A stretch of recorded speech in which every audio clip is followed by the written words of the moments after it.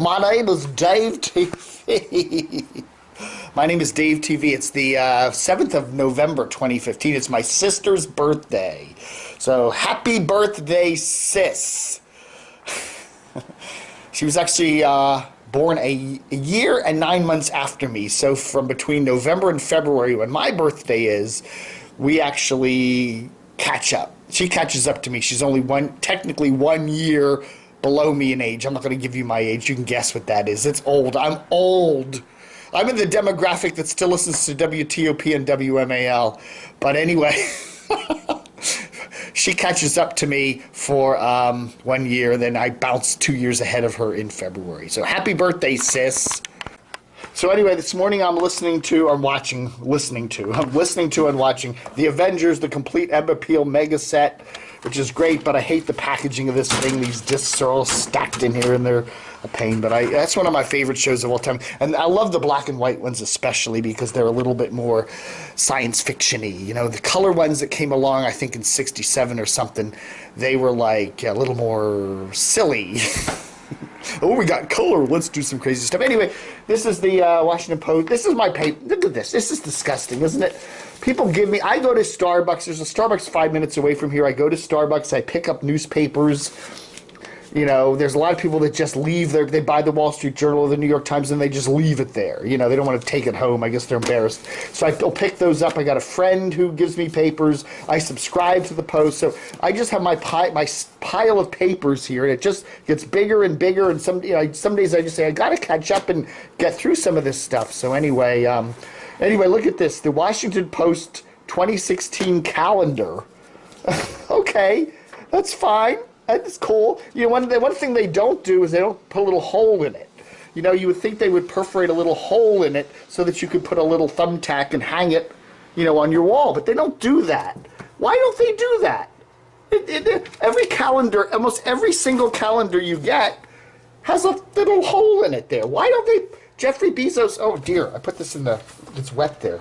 Like now I got my Washington Post calendar all wet. Oh, no. Oh, I'll have to dry out. Anyway, why don't they put that little hole in it? But Mr. Bezos, how much is it going to cost to put a little hole in it? You know, oh, it's going to be another $10,000 per calendar to punch a hole in it. I don't know. I'll hold on to this. This is cool. But why November 7th? You think maybe December 27th or December 15th or something like that they would... Why are they putting it out in early November? I don't know. Man, there was some couple out there on this deck that I don't know. I know they don't live there. They're just visiting. But they were like the loudest talkers last night. And they were up all night talking to each other. And it was a warm night, so I wanted to have my windows open. And even in my bedroom, which is on the other side of the building, I could hear them blabbing away. Blah, blah, blah, blah, blah, blah, blah, blah, blah. If it was a cool night, I just would have shut the damn window. But it was warm. I wanted some fresh air in, and they just talked all night. Blah, blah, blah, blah, blah, blah, blah. Okay, call it an alarming trend, but I'm seeing this a lot in the radio business, okay? What I'm seeing is... radio, it's a soft advertising environment. All in all, you know, even though stations get great ratings and do make money, you know, it's not like they're going broke. Even the big boys are having trouble. Here we are, the big news from yesterday. WTOP makes job cuts, blames soft ad climate. Now, I broke this damn story, okay? So if you see it somewhere else, realize they got it from me. As I said, Washingtonian, you... never mind. Anyway... Ari Ash, John Mayer, whatever, he used to be a singer, remember him? Francis Rose is a nice guy, I like Francis, but yeah, who's, you know, WFED, their sister station, they've basically said adios to a bunch of people, and then a bunch of, you know, people that have already left, they're not going to replace, such as Andrew Molenbeek, who went to KFI in Los Angeles and stuff like that. And then there's some salespeople they're not replacing, and a bunch of, you know, empty slots they're not replacing. And it's basically they have to answer to corporate. You know, now a couple years ago, Hubbard, this big radio company out of St. Paul, Minnesota, bought WTOP, and they obviously have a bunch of, you know, financials. And you got to make this amount of money, or projecting this amount of money, but projecting this amount of money. And according to Joe Loxley, who runs the Hubbard cluster here in Washington, which is basically just WTOP and WFED, but the gamut. Who listens? Even though they're great stations, who listens to them? Nobody. Anyway, WTOP is the big kahuna for Hubbard here in Washington. And, you know, the deal is The deal is, as my brain goes completely blank, the deal is we need to make certain amounts of money, even though we're making a lot of money. We have targets and stuff like that, and apparently, according to Mr. Oxley, that there's a lot of costs that are continually going up.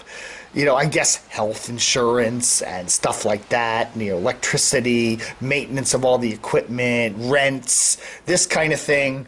And yeah, you know, there's a lot of costs you can't control that are continually going up, taxes, stuff like that, and whatever, you know, so they have to just basically trim down. Now, I'm told that WTOP is still has the largest news bureau out of any local radio station in the whole country, and they certainly do have one of the largest news departments here in the Washington area. You know, you look at we got the 4 television stations, JLA, RC, TTG, and WUSA, so they got fairly decent news departments. You got the Washington Post, you got some, you know, I guess the Washington Times still has some people working over there, who knows.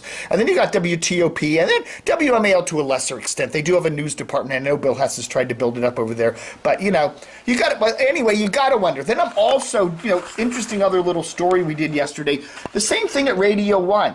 Despite Donnie Simpson's return to WMMJ, Radio 1 is having a lot of troubles, and even in their Washington market, with ad revenue for radio stations. A challenging environment. It's just tough out there. You know, you're competing against television, you're competing against print, you're competing against digital, online, you're competing against, you know, a whole bunch of things. And to be honest with you, a lot of those younger people today are not listening to broadcast radio. You know, there are all these studies, and some people will say otherwise and all that. I talk to a lot of younger people, and just for my own, you know, they are listening to music, but they don't get their music from broadcast radio, and talk formats tend to skew to older things like me. So, you know, it's going to be interesting to see how this all plays out. I think there's going to be, you know, it's interesting to see how stations like WTOP, which are strong stations that you know, banner ad revenue. I mean, 2 years ago they were the top ad revenue producer in the country, even in market number 7 or 8 or whatever we are these days. You know, it's still interesting to see how even those stations are struggling in this environment. And then you got to wonder how other stations like WMAL are doing. You know, I mean, they don't get the ratings that TOP gets. They certainly don't get the ad revenue that TOP gets. You know, they do sell ads, a lot of, you know, the geriatric products and stuff like that. They got crazy people like Chris Plant who have got to be chasing away advertisers with their crazy politics and all that. You know, it's one thing to be a conservative, but it's another thing to be a nut job. And you know, I don't know, man. They've got to be even having a more challenging time of it, I think, than Hubbard's WTOP does. Cumulus is bankrupt. You know, they've pissed away the ratings on WRQX. I'm sure WMAL, even though they're doing fairly well in the ratings department with Bill Hess at the helm, they still, I'm sure, are struggling in advertising revenue. I bet you it's down considerably from where it was. So, you know, it's got to be interesting to see how stations like that are playing out. BAL up in Baltimore, same kind of situation. And then there's the Kickstarter documentary for WHFS. Guy by the name of Jay is raising money. Jay Schlossberg is raising money. He's doing a Feast Your Ears documentary, the story of HFS. And back on October the 8th, he started a 1-month Kickstarter fundraiser. He needed to raise $30,000 or $60,000. He's got $63,000 already, and there's still a whole day and a half to go. So congratulations to Jay. We've been helping to promote his Kickstarter thing here on DCR TV, but it's a documentary that's going to focus on the HFS day, the 102.3 days of HFS with Mr. Old Weasel there. Why is there no sound on this? Because the sound's turned down. HFS comes along and kind of alters the universe. WHFF, but there's America.